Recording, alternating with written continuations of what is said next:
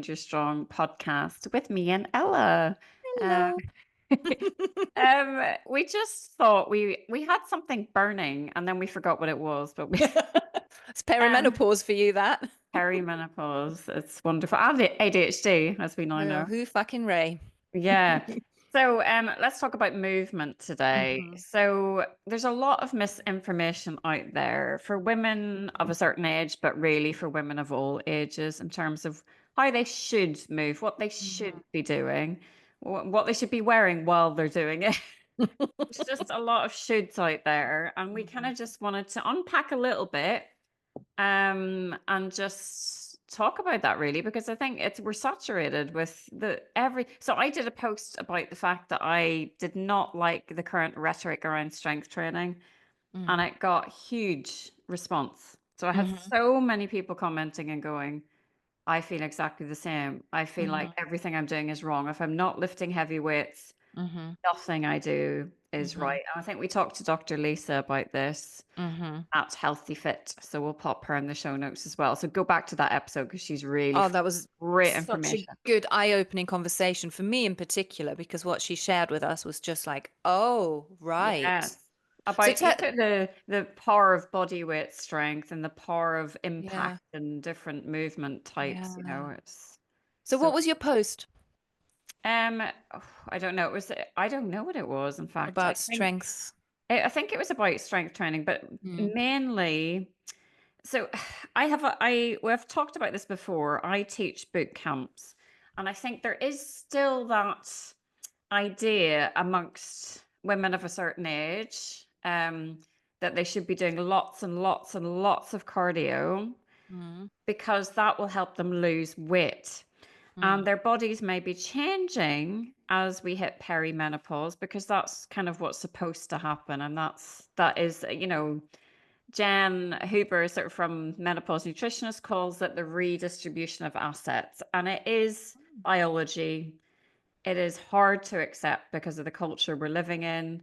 It's hard to accept a changing body, but there is nothing wrong with a changing body. Mm. And I think there's still a belief that the more cardio you do, the more weight you will lose.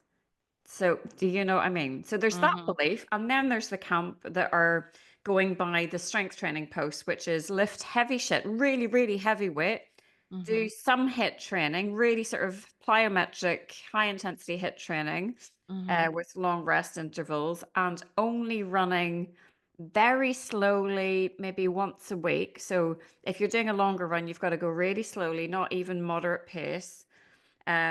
Otherwise, you're not going to get the right balance for what you need. And of course, eating 3 times your body weight in protein. So that's the other school. And you've got to eat the protein at certain times, which we Of can talk course. about. Yeah, it has to be, within half an hour after, if you're a woman, within half an hour of doing the exercise. And it has to be, Ugh. and I think we're getting away from, certainly there's science around this. Certainly there's the most efficient way to promote bone growth. I mean, maintenance, we're talking probably maintenance at this age. Mm. Um, but muscle mass, there are ways to build muscle mass, even though our muscle mass naturally declines post 30. Mhm. Um, there are ways if you lift very heavy weights and you're given it, you have enough stimulus to cause muscle adaptation. Absolutely. There is science behind that. Like, you cannot deny the most efficient way to build muscle is lifting heavy weights and eating protein. You can talk to that, Ella. Mm. But what is more important? Lifting Mhm. heavy weights once every 6 months or doing something sustainable that is still bringing benefit, Mhm. that is still helping to maintain muscle mass and promoting bone health that you will do regularly and that you enjoy. So I think Mhm. there is certainly a lot of science around the most efficient way, especially as we lose estrogen and our estrogen levels fluctuate. What is the most efficient way to maintain that muscle mass? Absolutely. But Mhm. we've got to question sustainability, enjoyment, other things such as balance, which we were talking with Dr. Lisa about, Mhm. variability, movement patterns, all of that coordination, brain health. We've got it. There's so much more than just maintaining muscle mass. Mhm. Sorry, that was, 100%. No, this is really interesting because do you know what? I'm just drawing parallels to diet culture. It yes, sounds very much the same, but it's just wrapped up in movement instead of food. Is that someone tells you this is how you should do it, and if you don't do it that way, you might as well not bother because you're not doing it properly and you're not doing it to the extent. But what I'm asking is what is the goal? Do you want to be a lean piece of muscle and yeah, sacrifice your life, your joy, your whatever to train in a way that gives you that, which it sounds to me like, given that we're sort of on a decline at our age, it sounds like you have to put extra time and effort into it to actually get to that place. Is that what you want? If you want to be a bodybuilder, fine, knock yourself out. If you just want to maintain muscle and bone health, is that all really necessary? Or are we conflating those kind of goals with something that we feel we should be doing? Do you see what I mean? It sounds very much like diet culture, where someone tells you, well, this is the best way to eat. And yeah. literally every diet, or probably most diet, has got a little bit of science behind it that Hmm. kind of makes logical sense, but it's not the full picture, is it? And it sounds very much like what you described, sounds very much like that. Would you agree? It's very much like somebody else Absolutely. telling you what to do. And if you're But not I doing that, you're doing it wrong. And I think I kind of fell for it. It's not about falling for it because Mm, there are people. So there's somebody called Dr. Stacey Sims who you've probably seen interviewed, mm, and she makes the point that a lot of the research that is done on men. It's never done on women, never done mhm, on sports women, etc. mm, So she's done a lot of research and pioneered that research, and I think she's fantastic. But she has very specific windows of time where you can be eating your protein and what you should eat and how heavy you should lift and what. So there is shoulds all around her rhetoric, mhm, even though I love her and I think she has really progressed the game in terms of women lifting weights and feeling strong in their bodies. I think so. There's so much that I respect her for. But the rhetoric around, and I started following it. So I started doing plyometrics and lifting heavy shit barbells at the gym mhm, and not running as much or just running very occasionally, very mhm. slowly, all of that. I didn't find my joy. I didn't find my Really? joy. Right. I do not like putting a heavy barbell on my back. It doesn't bring me joy. I'd much rather do a single leg deadlift with a kettlebell or do a kettlebell swing or a snatch or a Mhm. Which flowing still and builds your moving. muscles, right? 100%. Right. Yes. So, and if you're challenging yourself, so if I'm doing 8 reps of a single arm press and the last three Mhm. reps are like, oh, challenge, then Yeah. you're providing stimulus to the muscles. That's hypertrophy training. And Right. you absolutely maybe the most efficient way overall is the best strength overall bodily strength output is lifting very heavy weights, kind of Mm, your body mass and above deadlifting, all of that. Absolutely. mm, But you are still building muscle, you are still maintaining muscle mass if you were lifting kettlebells, if mhm, you are challenging yourself. And even if you've only got a certain number of kettlebells, mhm, you can then vary the exercise to mhm, make it more challenging for yourself. So you can do it on one leg, you can do it mhm, with one. So there's so many different combinations that you can do mhm, that mean you don't have to be in a gym with barbells on your back mhm. to That always see. strikes me as quite dangerous, the No, whole I mean, barbell thing. I don't think so because I think No. women should be in there absolutely. And if it floats your boat and if you feel empowered and you love it, go for it. I Right. think women belong in the gym and they Oh, should yeah. 100%. And it's not dangerous if you get a coach and you Right. do the right stuff. It's absolutely not dangerous, but Mhm, you know, um, it's more it doesn't float my boat. I mhm, love running and mhm. to be honest, I don't want to be dictated to in terms of how much I should run. Yeah. I don't want to be told, "Oh, you're this age, so you can only run a little bit." Yeah. And I think Dr. Lisa actually mentioned that. And I think she said something about ages you if you run lots. And Mhm. and that's absolutely, I understand that Mhm. narrative, but it's not mine Mhm. in terms of I get joy from it. That's how I meet my friends, talk to my friends, work Mhm. out stuff in my head. Mhm. And it's about, so for me, movement is all about I do the stuff I need to do to keep doing the stuff that I love. Yeah. So what about you? Let's hand over to you, Ella. How do you Mm. see movement? How do I see movement? I've always been I've never been a natural kind of sporty person. I've never really found when I was younger, I never really had any particular sport that I was like a member of a club for that I did regularly. I've always dabbled with lots of different things. I have noticed over the years that there are certain things that I enjoy, and most of those things have to do with being outside and moving outside, but that could be as simple as taking the dog for a walk. Mm, I do a boot camp class, which is obviously outside in all weathers. I enjoy that actually, which I never thought I would. But I've dabbled with going to the gym, and obviously you then get an induction, and they tell you yeah. what to do. Gee, that is the worst thing you can do for me to tell me you've got to go on the stepper for 15 minutes and you've got to run for half an hour and then you've got to lift those weights. I'm over it before I even started. Yet I've sort of slogged through it because I thought that's what I should be doing. And then you get told, well, ideally you'd come 3 times a week for an hour and a half. I haven't got that. I'm sorry. That's not going to work out for me. And then you Mm, feel like a failure straight away because you can't even stick to that very simple plan. And that's what I mean by it sounds very much like a diet to me. It's yes. somebody else dictating what you should and shouldn't be doing.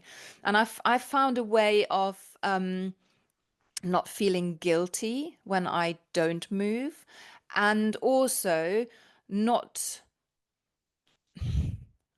I'm saying this with a lot of kindness, not finding excuses not to move either, if that makes sense. Because for me, because it's not something that I sort of habitually have done throughout my life, it's very easy to excuse myself from movement. Interesting. But when I do it, I really enjoy it. Well, So, this is what Bree said. We had Brie mm, Campos, amazing Brie Campos on, and she yeah, was, you don't owe anybody health in the no, same way you don't owe anybody fitness, you don't owe no. anybody strength. It's not a moral value to have No, strength or to have no. certain amount of muscle mass or bone density. So Yeah. it's a choice. Do you know what I mean? Well, it's not a choice for everybody. It's a privileged choice. Yeah. Yeah. But it is. I think it's stepping away from that is that it's okay if you choose not to Mm. strength training. And if you just go, Hmm. I don't want to, that's Hmm. okay. That is Yeah. valid. And Yeah. you should not be made to feel guilty about that. Exactly. And Exactly. I so often say to clients, minimum effective dose. If you want to go roller skating all your life, Hmm. let's work on some single leg strengthening exercises. Let's work on that. Let's work Hmm. on kind of calf raises. Let's train those ankles. Let's build up strength so that you feel more Mm. confident when you're out there, so that you fall, Yes. if you're going to fall, you fall more easily. And, Yeah. you're really aware of your core and kind of, Yeah.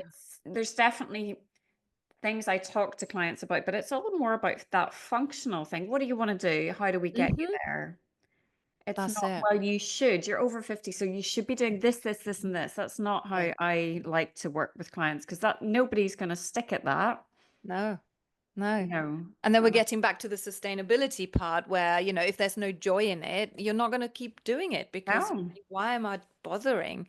And as I said earlier, I think it is all about what do you want? What do you want to get out of movement? Do you just want to be able to run around in the garden with your kids or grandkids? Do you want to be at a bodybuilder convention and win first prize? Do you want to improve your core strength because you've got back issues? Do you want to just not get out of puff if you walk up the stairs? Do Yeah. you want to feel Yeah. stronger? I think those are the things we should be focusing on. What do we want? And then we choose what we want to do to get there. Yeah. and there's no right or wrong answer. So if someone tells me, well, you have to do strength training because of X, Y, and Z, I think that doesn't look at the full picture. There may be some science behind it that, if you train in a certain way, you get to the optimum sort of proportion of muscle mass or whatever. But why do we always need to strive for the optimum? Yeah. And I think, is it actually the optimum for each individual, or is it again just a generic thing that doesn't actually work for everybody? I mean, that all of that to say, I do see huge amount of value in lifting weights. Um, Mm, and but this is something that if somebody comes to me and they have fallen over and broken a bone, or they do have osteopenia, or they have osteoporosis in their family, or not that it's genetic link, I mm-hmm, don't think, but if they have, for example, had eating disorder as a child or young mm-hmm, person, the risk of osteoporosis is much, much higher. mm-hmm, So to give yourself the best possible chance of not breaking bones and, and really, I don't know, helping yourself in terms of bone health and lift weights, yes, but there's mm-hmm. different ways to lift weights. Yeah. And I think you can, body weight strength is fantastic. There's just a little bit more there. There's a little bit more stimulus there. And Mm-hmm, as our estrogen kind of goes down, is that estrogen positively impacts muscle contraction and muscle strength and mass. So if it goes down, it's slightly harder then. And if you have that heavier weight, then the muscles mm-hmm, have to work harder. So it kind of mm-hmm, balances out. So there mm-hmm, is merit in it. There's mm-hmm, absolute merit in it. And mm-hmm. it's not a kind of made up, oh, strength. No. But, but let's go back to the whole diet thing. If I'm not going to do it, doesn't matter. Mm-hmm. You would be Yeah. better served occasionally walking fast for 10 minutes, going Yeah. up hills occasionally. You're Yeah. still getting that impact, that footfall. You're still, Yeah. walking on uneven surfaces, going up a hill, getting that hurt. If you like that and you hate weights, do that. Yeah, absolutely. And Do also, that. if you love weights and it makes you feel strong and powerful, let's look at those effects as well. It's Yeah. not just about the physiological impact of lifting heavy stuff. It's Yeah. also, it might be really empowering for you to do that. And I'm by no means against it. I find it quite fun to carry heavy stuff around or lift some stuff. Whereas I'm never sort of doing the barbell thing in the gym. I do love a kettlebell and I do love a dumbbell, and messing around with that is great. But I think this is the thing. If that is something that you want to do and you have fun with it and you enjoy it, fabulous. That's Yeah. what we want, really. We want people to enjoy what they're doing. So it's a sustainable thing rather than someone telling you and you Yeah, getting and falling out of love with it. we spoke about it this morning when I taught a strength class this morning, and it was we did an angry session. So it was like one of the my clients was saying, "Oh, she did angry squats the other day," and I love that because if you're angry, just like pushing that weight up in the air can just feel amazing. Mm, So I do love kettlebells. I do not love barbells. mm, And I don't care if somebody comes back to me and says, well, that's not actually going to give you the proper strength output, blah, blah, blah. Because it works for me. mm. And it's something that I will sustain. And I Mhm, see my clients having their confidence increasing by increasing those weights that they're lifting and feeling better in lots of different movements. So, mhm. but that all aside, I want to go back to kind of what Bree said is that, this is all you don't need to do any exercise to be a valid human and to be a Yes. worthy Yes. human. You do not Yeah. need to do any. So it is, do you want to move? And if you don't want to move, I mean, I'm always going to encourage people to move because Mm, it mm, move better, feel better. That's how I believe, and the less you move, the less you can move. But maybe mm, you don't want to move, and maybe it's not something that's important to you. mhm, And there should be no judgment about that. mhm. How do you feel when I say that? What does that bring up for you when I say that? This is a really interesting one because I feel completely agree with you that there shouldn't be any moral judgment on your choice whether to move or not. Um, I think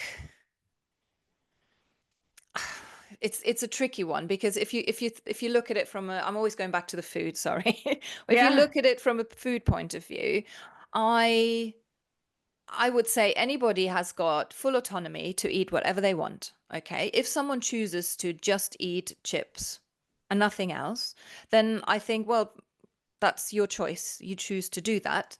However, I know nutritionally that's not going to be a very nourishing way Mm. of feeding your body.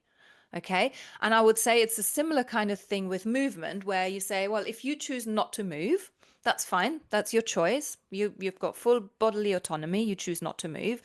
However, knowing that it will probably benefit you, not just physically, but also mentally, and just keep your body supple and out of pain, hopefully, and just flexible, and sort of ensure that you're not struggling as you get older. Yeah. I think we should not ignore the benefits of eating nourishing foods and of moving. However, it's not our job to tell people what they should and shouldn't be doing. Does that make Ab- sense? Absolutely. Absolutely. And I think we can say, if you want this, here's a really good way to go about it. I think that's Yeah. okay Yeah. without being prescriptive Yeah. and caveats and, Yeah. but I mean, for me, in terms of brain health, Hmm. I'm very much, I talk to clients a lot about brain health because I Mm. think, my mum's got Alzheimer's and Mm. my granny had Alzheimer's and, my dad's mum. So we had both grannies with Alzheimer's. My Oh mum, God, yeah. So that's there's a tough. lot. Yeah. And I'm doing everything I can for my brain health. So I'm Hmm. eating all the omega-3s and I'm Hmm. doing all the good stuff for my brain. And in terms of movement, there's a lot of science around movement, especially walking and running, that forward motion. Things Hmm. around the hippocampus and things like coordination, dance classes, if you can follow dance classes. Hmm. And so I think Dr. Wendy Suzuki did a whole TED talk about the benefits of exercise on brain health. Hmm. And there's a lot of science behind it. So that is something that I gently encourage my clients Yeah. to think about Yeah. because but again, there is that fine line. It's like, but you're allowed to do whatever you want to do. And if Hmm. movement shouldn't be something that is forced upon you, Mm. but and where's the line between the shoulds and the I struggle with this because I think Brie really challenged me when she spoke Yeah. about movement and her relationship to movement Yeah. and how she had to kind of step away from it completely Hmm. um, and sort of sacrifice her mobility for that Hmm. to benefit her relationship to movement Hmm. and her body. And that really, I was like, oh, because I'm Yeah. just such a natural mover. Yeah.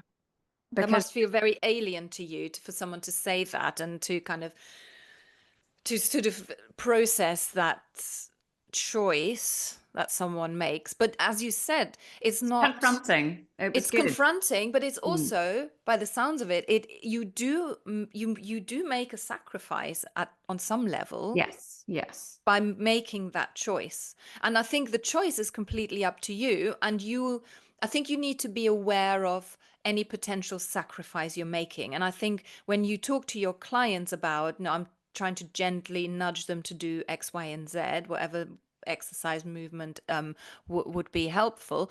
I think as long as you say, look, you don't have to do any of this. Mhm. However, there is some benefit to it. You choose. Here you go. I'm giving you all of the information. Yeah, Now you choose. And that's what I tend to do with food. If someone asks me, I said, there is some evidence for certain things to be yeah. beneficial. I'm not going to feed you it. Here's the information. You choose what you want to take on from that. And let's bring it all back to that interoception and that Mm, tuning in. yeah. How do you want to feel in Yes. your body? How do you Yeah. want to feel? Yeah. You want to feel mobile, you want to feel flexible, you want to feel like you've got energy, you want to Mm-hmm. feel, Mm-hmm. agile, able to move. And Mm-hmm. it's bringing it back to that, isn't it, Ella? because then Yeah. that's going to inform your decisions around movement and going to Yeah. help you stay motivated in inverted commas. Yeah, yeah, exactly. So I think that's when you bring in some motivational interviewing into the conversation where you're looking for any inclination to change, any sort of readiness for change. And you get the person to say, well, what does the change look like for you? And Yeah. how can I support you with that? And, as I said earlier, they might want to become a professional bodybuilder, or they may just want to feel less stiff when Yeah. they walk, you know. And I think it's very individual. It's also very subjective, but the interoception that you just mentioned, I think, is really important. And it can be quite alien for people to know what they feel in their bodies if they have not listened to their bodies for a while. So I think working with someone to reawaken that interoceptive awareness is really important, because some people only know how they feel when they've done a HIIT workout or lifted 150 kilos. And some people only know that they're hungry when they're literally starving and wanting to eat a shoe. So it's that sort of, the very extreme. So it's And about, there's some evidence around ADHD and interoception that it's a lot harder yeah, for somebody with yeah, ADHD to have that interoceptive awareness. yeah. So and so, in terms of ADHD, I've recently had a diagnosis, so I feel I Mm. can speak to that now. Mm-hmm. But you might struggle with staying power at any particular movement. So I go up and down with movement Mm-hmm. hugely. I am Mm-hmm. never going to do 3 days a week at the gym doing push pull squat or doing. I'm never going to be doing the same thing every week. Mm-hmm. That's just Mm-hmm. not going to happen Mm-hmm. because I need that variability. Some weeks I want to do handstands all week. Some weeks I just want to lift weights. Other weeks I just want to do body weight. Other weeks Yeah. just yoga. Other Yeah. weeks, oh, Pilates. I am so into Pilates now. And it's peaks and troughs. So I try Yeah. and stick to, I book a dance class, which I pay in advance from my brain. And I go because I've paid for it and it's expensive. And I do enjoy it afterwards, not Mm-hmm. usually during, but Mm-hmm. afterwards I feel Mm-hmm. great. And then I do minimum effective dose with strength training because I know that will support what I want to do, which, Mm-hmm. a range of Mm-hmm. different stuff. So yeah, and I think that's how I talk to clients. It's like, think about, as you're saying, that what do you really want to do? What kind of movement do you want to be able to play with your kids on the floor? Mm. You want to run a 5K? Do you want to just be able to feel less stiff, as you're saying? Mm-hmm. Here's your minimum effective dose. Let's see what the minimum is, and then you can add to it as and when Yeah. you feel able to. I love that. Minimum effective Um, dose. I'm going to yeah. remember that. And also, what you've just sort of highlighted is that, in particular, with somebody who gets bored with the same thing, that there's no need for you to do the weightlifting every week. There is Mm. no need for you to do Pilates every week. You can mix and match. You can do however you can do whatever feels good to you. And if you're someone with a cycle, you might want to choose to do certain activities at a certain time in your cycle because the Yeah. other activities just don't feel great. So Mm. I think it's about being flexible. And I think, again, this is all about being flexible. And I don't mean in terms of how far you can bend your leg up, okay, or whether you can do the splits, which I can't do. Don't think I'll ever will. But anyway, so it's about being flexible around the concept of movement, just like it is the flexibility around the concept of eating, isn't it? And maybe we go right back to it. We can end the whole chat by going right back to intuitive eating. And let's talk about what is the first principle. It is giving yourself unconditional permission to eat food, whatever food you want. Mm, Maybe in movement, to me, it's giving yourself complete permission to do what you want to do with movement yeah. and take a break from it, do Yeah. whatever. Yeah. But the final principle, even though Evelyn says do it in any which way you Mm-hmm. want, it's that gentle nutrition. I Mm-hmm. believe the same with exercise, that gentle structure can be very beneficial. So Yeah. if you do that kind of bit of strength training consistently, Mm-hmm. it's very beneficial. If you do Mm-hmm. a little bit of Pilates or core training, Mm-hmm. that tiny bit of consistency with flexibility, that gentle structure Yeah. Yeah. is once you've come to a better place in terms of your relationship with your body and movement, it's Mhm. nice to add that in if you can. Mhm. But then you would be doing it from a flexible mindset rather than a this Yes. is what I have to do, right? And Yeah. I use what Dan Harris said about goals. We hold them lightly. So I Mm. have goals, but I hold them lightly because life often gets in the way. Yeah. Yeah. So it's there is Absolutely. flexibility. Always build in flexibility to your routine, but routine is not a bad thing. No, absolutely. I think sometimes having a bit of scaffolding is really important to find your own way with movement, but having that flexibility and giving yourself permission to eat and to not eat. Same with exercise, giving yourself permission to move, but also to not move is really important. But having something, a structure, is really, I think it's really helpful. That's why, in terms of food, I tell people try and eat regularly during the day, Yeah. because what you Hmm. will Hmm. notice then is you will notice your hunger signals, you will notice your fullness signals, you will notice how your energy and your mood kind of adapts and balances out. And I think it's the same with movement. If you move regularly, you will notice the difference. You will notice how it Yes. feels. If you do one strength class, you lift too many weights, too high, whatever, you'll be sore. You'll be like, I'm not doing that again.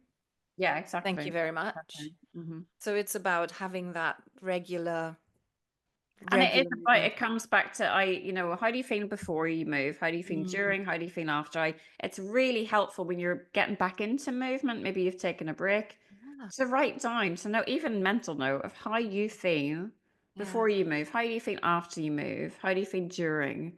yeah, And it's just to get more in tune with how the movement makes you feel and how you'd like to feel.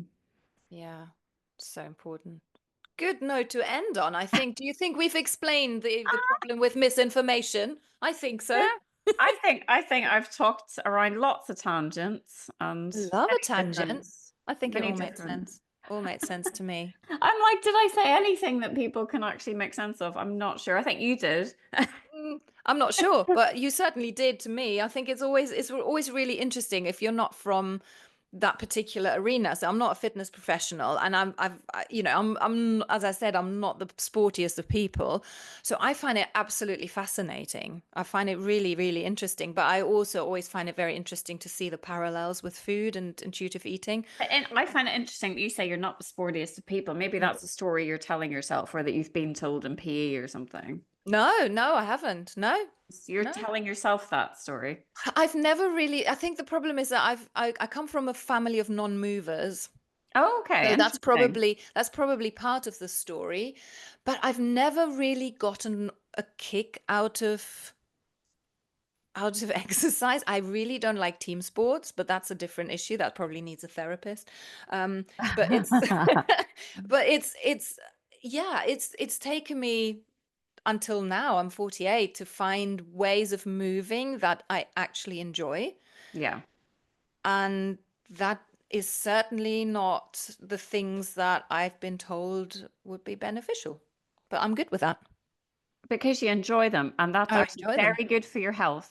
Very Yeah. good. If There you you go. enjoy something, that's That's very it. good for you. So Exactly. It's a stress buster, isn't it? 100%. But Mm. yeah, just we'll end it there, and just I think go with how you feel. Really check Mm. in with yourself. I always say this on any given day. Show up to a class, but check in. Do I have Mm. energy today? Do I want to take it easy today? Lead with self-compassion every day in terms of movement, because it's Yeah. your energy will flux, and your energy levels will not always be the same. So just Yeah. lead with as much self-compassion as you can. Love that. Yeah, Absolutely. And let us know if you want to share any of your stories. Let us know. Send us a message and tell us how you're doing with the movement. that would be great. Love to Be hear from great. you. Yeah, but thank you for joining us this week. We will be back next week with another juicy topic. Yay. And look forward to, yeah, welcoming you to our podcast next week. Bye for now.